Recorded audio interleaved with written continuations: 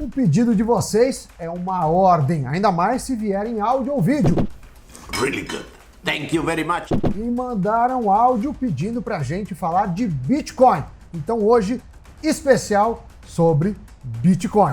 Você vai ver o comportamento da Bitcoin nos últimos anos e uma comparação entre os Bitcoins e a Bolsa. E nós conversamos com um especialista no assunto para ver as perspectivas para este ano. E toca o nosso sininho, a gente nunca pediu nada, por favor. Investe News, Investe Flix, e a gente tá em todas, tá no Facebook, no Twitter, no Instagram e no seu aplicativo de podcast preferido. E o nosso perfil, lembrando, é o Investe News BR.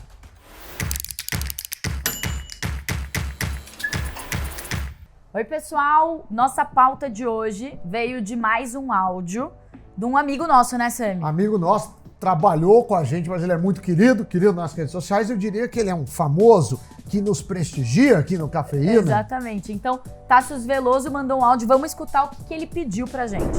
Eu estava lendo e durante os anos 2010 a 2019, parece que o Bitcoin bateu 9 milhões% de valorização. Tipo, foi na estratosfera.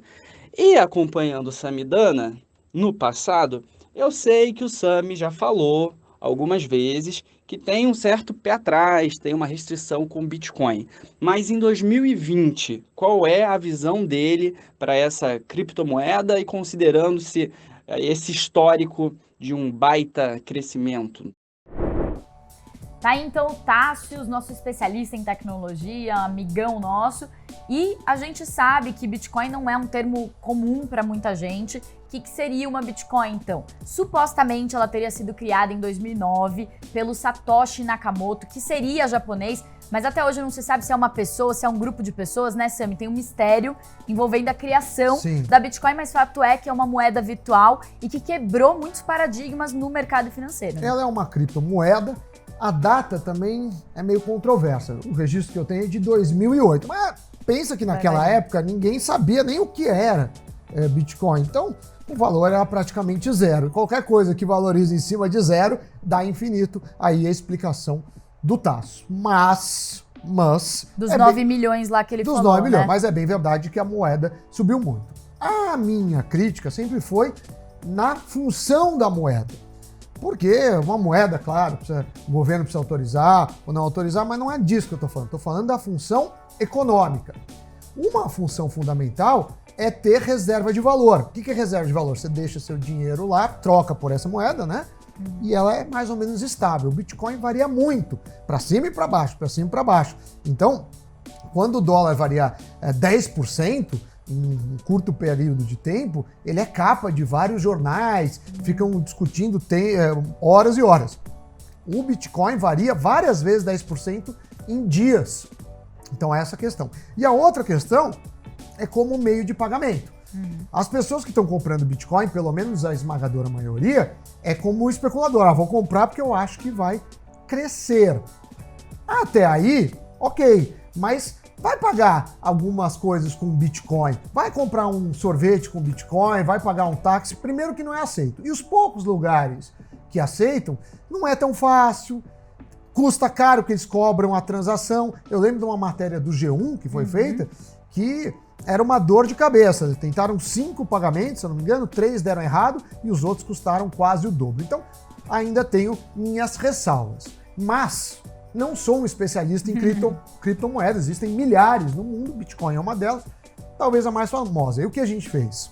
Falou com um especialista dessa área, porque a gente traz para o ouvinte, para o espectador, o profissional da área de Bitcoins ou criptomoedas, que é o caso do Safiri, correto? Exato, Safiri Félix, que é presidente da Associação Brasileira de Criptomoedas, até porque, né, você já virou...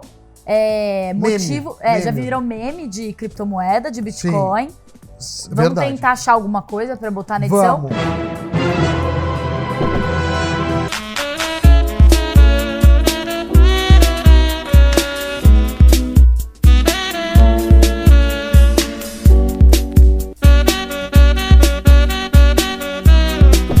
Além disso, nos fóruns você era famoso, né? Famoso, odiado, né, nos fóruns.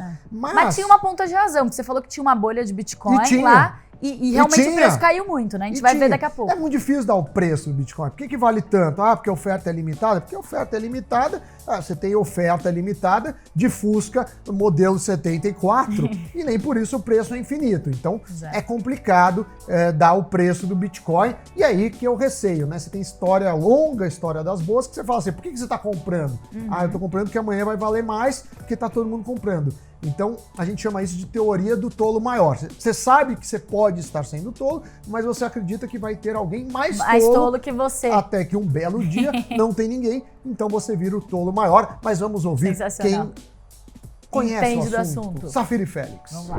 Provavelmente você já deve ter ouvido falar sobre Bitcoin ou conhece alguém que já investiu em Bitcoin. E esse movimento vem crescendo bastante no mundo todo nos últimos anos, graças à velocidade com que o Bitcoin tem crescido e principalmente pela sua astrondosa valorização, né? O Bitcoin em 2019 fechou o ano com uma valorização de 98% em reais e tem tudo para continuar esse movimento no ano de 2020, tá? Mas primeiro a gente precisa entender do que se trata, né? O Bitcoin ele é a primeira moeda digital nativa na internet, né? Então ele inaugurou o setor dos criptoativos e ele serve como uma alternativa de investimento e também como um meio de pagamento, especialmente para transações online. Quem tiver interesse em ter exposição em Bitcoin consegue fazer isso através de corretoras especializadas, onde você vai poder comprar e vender através da sua conta bancária, ou então através de fundos que têm uma alocação em Bitcoin e que estão hoje distribuídos, disponíveis em várias plataformas de investimento. Além do aspecto do investimento, o Bitcoin também serve como uma forma de pagamento, como eu mencionei anteriormente. Isso ainda é bastante incipiente no Brasil, são poucos os estabelecimentos que aceitam, mas ele é sim uma alternativa interessante, principalmente para quem está pensando em viajar para o exterior. Existem aí uma série de sites especializados que permitem que o usuário compre passagens aéreas, marque estadias em hotel e possa utilizar os seus Bitcoins efetivamente como meio de pagamento. A perspectiva para 2020, retomando aqui meu raciocínio, é da continuidade de valorização, especialmente em razão de um evento programado, previsto para ocorrer em maio desse ano, onde a oferta de novos bitcoins vai cair pela metade, né? Isso é um evento previsto, então isso ocorre a cada 4 anos, então a gente vai ter aí em maio desse ano um choque de oferta significativo. Então a perspectiva aí é que, continuando a trajetória de demanda crescente e uma oferta reduzida em 50%, a perspectiva é que o preço reaja positivamente e a gente tem aí a continuidade dessa onda de valorização. Então essa é a opinião do Safiri Félix, mas agora a gente vai então ver um gráfico aqui que mostra como que as bitcoins se comportaram aí ao longo dos últimos anos. 2013 então é quando se tem notícia de que a Bitcoin começou a ser acompanhada, né? Começou a ser mais negociada, foi o que o Safiri me explicou. E aí então ela começou aqui com esse valor de $65, acima do que aquele valor que o Tassius falou, né? Que sobe 9 milhões, que ali zero, a partir de zero. É. Mas quando começa a ser negociada, $65, dela vai subindo, chega em 2017, tem um pico, que inclusive, né, esse pico aqui de $20 mil, o pessoal fala que pode ter sido provocado até por um só investidor. Foi né? manipulação, tem um estudo, tem um paper científico que mostra que foi uma manipulação usando uma outra criptomoeda chamada Tether. A gente conta a história outro dia, mas falam que pelo menos metade, né? Então até 10 mil, ok, de 10 mil para 20 mil foi manipulação, mais ou menos disso. E você vê que se é verdade que o pico foi de fato 10 mil, hoje, né? Tá abaixo disso, baixo, né? Você fez umas contas? Isso, e aí a gente vai ver então a próxima tela, que são as contas, que aí o Sami me pediu para comparar com o Ibovespa, Sim, né? queremos ver Professor Dr. Semidana não me deixa colocar só o Bitcoin, né? Sim. Faz as comparações. Comparar. Aí vamos ver então aqui o que a gente tem. Então a gente pegou dezembro de 2013, só para lembrar, é quando a Bitcoin começou a ser negociada, começou a ter um volume maior de negociações. Dezembro de 2017 foi o pico, e aí a gente pegou também aí nesse ano. Então o que a gente tem? Do começo da negociação ali da Bitcoin, lá do começo até agora, 30.791% de valorização, um absurdo, né? Sim. Se a gente pegar do pico de 2017 para cá, uma queda de 58% e de janeiro para cá, 18%. E aí o Ibovespa, que é o principal índice de referência da Bolsa, Sami, explica aí por que dá essa diferença tão grande. É um risco incomparável do Bitcoin com o Ibovespa, eu diria, com Bitcoin, com dólar, com renda fixa nem se fala. Então, a gente tenta só dar uma ideia. Se você comprou no pico, carregou até hoje, você perdeu 60%. Muito difícil uma bolsa cair 60%, a gente está falando basicamente de 2 anos, muito difícil você ter perda de 60%. Não é impossível, mas você... isso até hoje, né? Se a gente pegar o valor mais alto e o valor mais baixo depois do pico, aí a perda é muito maior. O que eu queria falar para as pessoas é, ok, você quer investir em criptomoedas, estude, mas muito cuidado, porque tem um risco colossal, um risco que não sei se as pessoas têm ideia do que seja. Então, quando você olha as maiores oscilações, preocupa. Dá para voltar o gráfico aqui na tela? Eu não sei pedir a gentileza. Ó, olha só.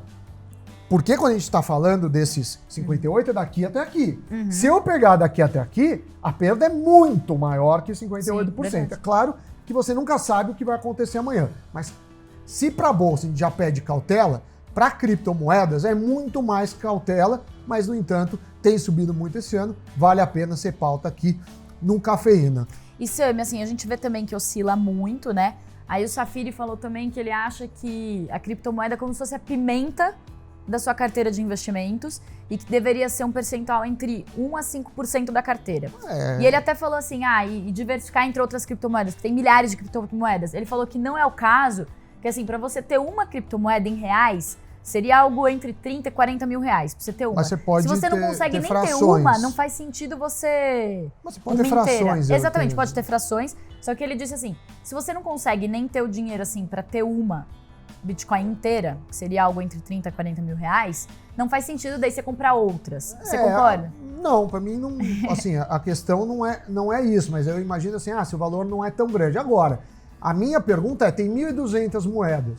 Por que o Bitcoin vai valorizar e não a B, a C ou outras? Tinha 1.200 já faz muito tempo.